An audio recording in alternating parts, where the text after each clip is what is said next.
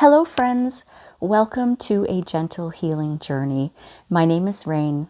On this channel, I talk about subjects of healing, struggles, and challenges. As I work through my psychology education, I want to share some tidbits of my learning with you, all in an effort to maybe get you thinking about things in a different way, a new perspective. Today, I'm talking about hope as it relates to toxic relationships and why it plays such a big part in the reason that people stay in these relationships. I plan on doing another video about why we ignore red flags in the future, but for today, I just want to focus on why we stay when things are so unhealthy and at oftentimes, unfortunately, abusive. I have both education and I have personal experience with regards to hope and staying in toxic relationships. So I'll be sharing some personal stories with you on this subject of what a very wise counselor told me once that I had, the disease of hope. First, let's define hope.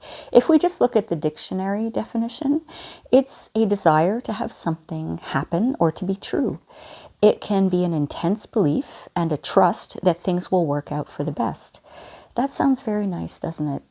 Having hope for a happy, healthy, rewarding life, that's great.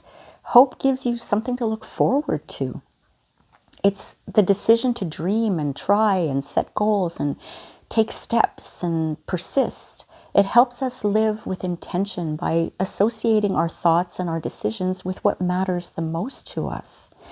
Now, for example, I hope one day to achieve the educational goals I've set for myself. With that hope, I can set my goals, focus, I can meet those goals so that I can accomplish what matters to me the most right now, which is my education. Hope is a very good thing, but when we've given up hope, it's usually a bad thing. Hopelessness is felt when we perceive that our situation is just unchangeable. We can't even see it as getting better in the future. That's despair, and it can lead to mental health challenges like depression, anxiety, and suicide ideation. If we look at hope in terms of toxic, abusive relationships, feeling hope can almost be a desperate measure in a way. You know, many people hold on to hope that their partner will change. The honeymoon phase, as they call it, will usually follow a phase of abuse. This is the cycle of abuse. It's how a person manipulates and controls their partner into staying in the relationship. And it works. I have to say, it worked on me. In my case, it was emotional and verbal abuse. And in hindsight, I recognized the patterns and I recognized that I held on to hope. I definitely did. You know, because the honeymoon phase is just very loving and caring, and there are apologies, affection, promises to change, promises to get help, gifts, outings, restaurants, you name it. This reinforces hope that the relationship can work after all and that the abuse will stop. Any fleeting moments of kindness renews that hope that the good version of your partner will reappear and stay. Hope in an abusive relationship is really false hope. Someone said to me one time that hope is, in a toxic relationship, is kind of like a rope, pulling you back in every time. It's a good analogy because it is true, and I can attest to that. The hope I felt kept me in an abusive relationship for far too long, and it just kept pulling me back in. But I also see it this way. Imagine you're stuck on a cliff and the rope is tossed over. You have hope, right? You see your chance for salvation. That rope gives you hope of being saved, and you tug on it only for it to come tumbling down because it wasn't ever tied to anything with a solid foundation. And the despair and disappointment you feel, that's a common feeling that people in an abusive relationship feel. But we cling to the idea that the rope will somehow be useful in helping us, in saving us. But the fact is, the rope is useless. It's an illusion. It's false hope, because in relationships where there is some form of abuse or antagonism or defiance or even passive aggression, for the most part, nothing really changes. The abuser does not change. Hope was also kind of a coping tool for me. Clinging to hope made me feel like what was intolerable felt a little easier to handle. And even if there was the slightest chance of change, that pain and loneliness felt a little less devastating. Hope allowed me to believe that eventually the bad times would end. And maybe I'd have that fairy tale marriage I wanted. But of course, that didn't happen. So hope in this case is not a good thing. It's kind of twisted with manipulation and fear and self-blame and lack of self-esteem. That's why my counselor told me that I had the disease of hope when I opened up to her about what was really going on in the relationship. And she explained all of this to me. And the whole time, I think it was back in 2021, I just couldn't understand it. I wasn't listening. I was resistant to it, you know.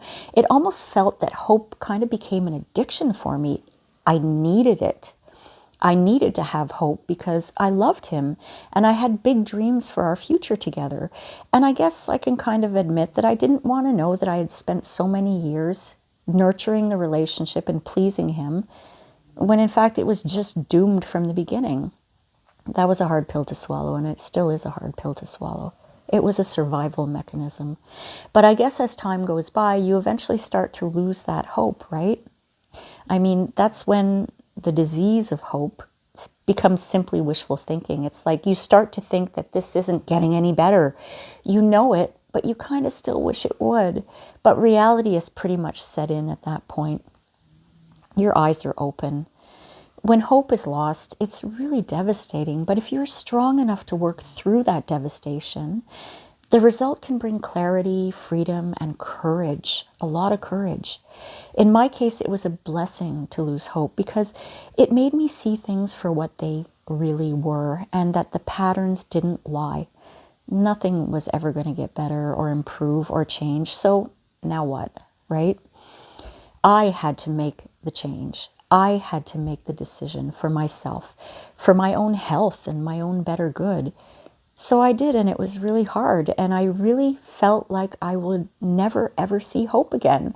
For those of you who don't know, I wanted to separate, and he ended his life because of it. So there was a whole other host of feelings that came along with that devastation of losing hope. I truly wanted to feel hope again, you know, for a better, safer, healthier future for myself. But I felt so destroyed and emotionally drained, and I didn't see a way out.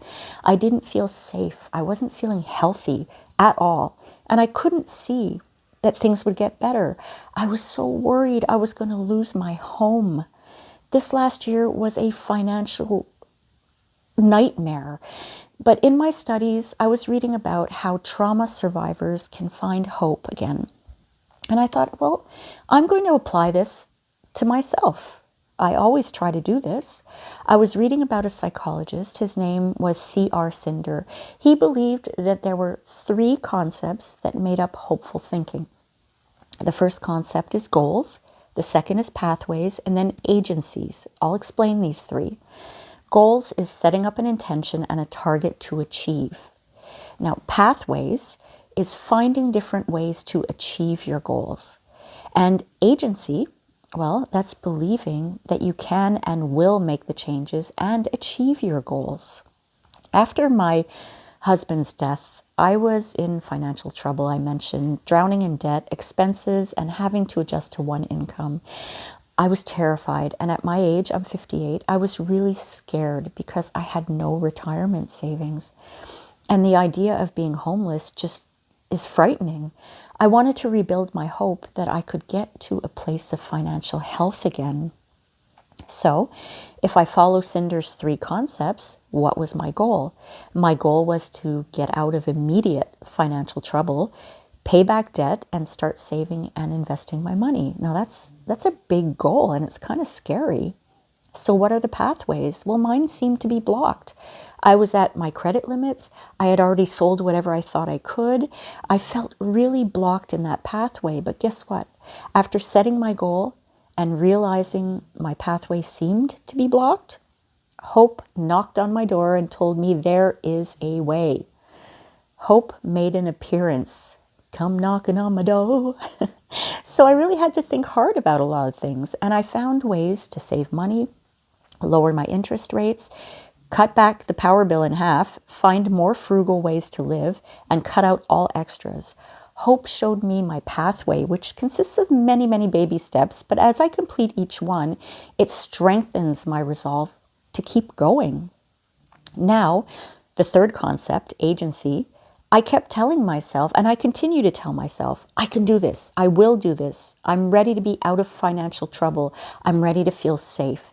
It's like an undying belief that I am going to conquer this.